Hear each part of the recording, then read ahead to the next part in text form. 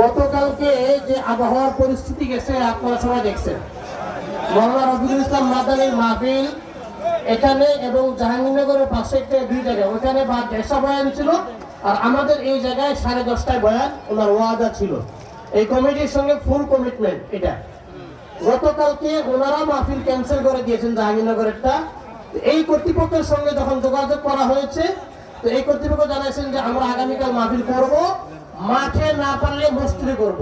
তো উনি জানাইছেন মসজিদে আমি প্রোগ্রাম করব না, জায়গা হবে না, এটা জানাইছেন। তখন আমরা জানাইছি প্রয়োজনে ত্রেপাল দিয়ে হলো, আমরা মাঠে চেয়ার দিয়ে হলো মাঠে প্রোগ্রাম করব। তখন উনি আমাদের পরিষ্কার জানাই দিয়েছেন আমি মাহফিলে আসবো। আমার কথা বুঝতেছেন স্পষ্ট? এজন্য যে বিষয়টা যতটুকুন ভাবে আমরা গ্রহণ করব, এর চেয়ে বেশি না। দুই নম্বর কথা হলো এই যে আজকে মোটামুটি সকালবেলা একটু কথা হয়েছে, কিন্তু যখন রওনা দেওয়ার সময় এরপর থেকে এই পর্যন্ত উনি কোনো ফোন রিসিভ করেন। চলেন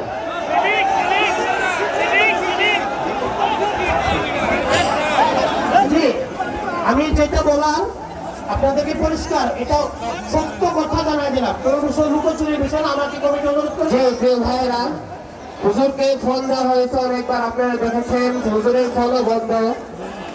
রফিকুল ইসলাম মাদানী ফোন বন্ধ রেখেছে। আপনারা ইনশাআল্লাহ এখন পরে মেহমান মুক্তাসার কথা বলে দোয়া করে দিবেন ইনশাআল্লাহ।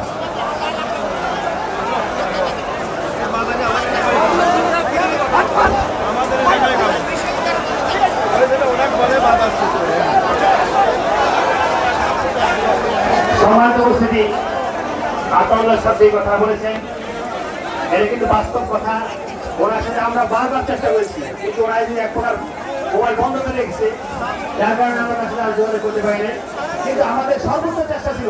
এই মাঠে পানি ছিল, আপনারা জানেন না, এই মাঠে পানি ছিল। এই সদর থেকে পানি সেচে মোটর দিয়ে বালু দিয়ে ছেড়ে পারছি আমরা এই পানি শেষ করে, তারপরে বালু দিয়ে আমরা অত্যন্ত পরিশ্রম করেছি।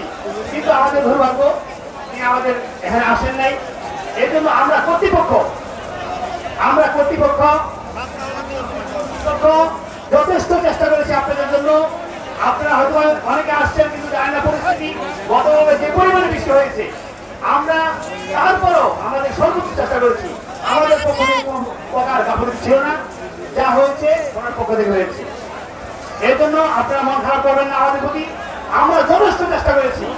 এটা যারা এই এলাকায় আছেন তারা জানেন যে আমরা কি পরিমাণে পরিশ্রম করেছি।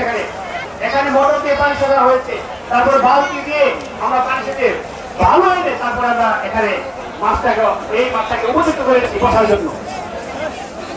এই জন্য এখন আমরা এলোমেলো না করে সামান্য বসি। আমাদের যে প্রধান আকর্ষণ তিনি এখন কথা বলবেন, আমরা একটু সময় বসে এই পর্যায়ে গুরুত্বপূর্ণ নসিহত পেশ করবেন হযরত মাওলানা তাজুল ইসলাম যশোরী সাহেব, খতিব মসজিদ নূর, লালবাগ ঢাকা। আমি হযরতকে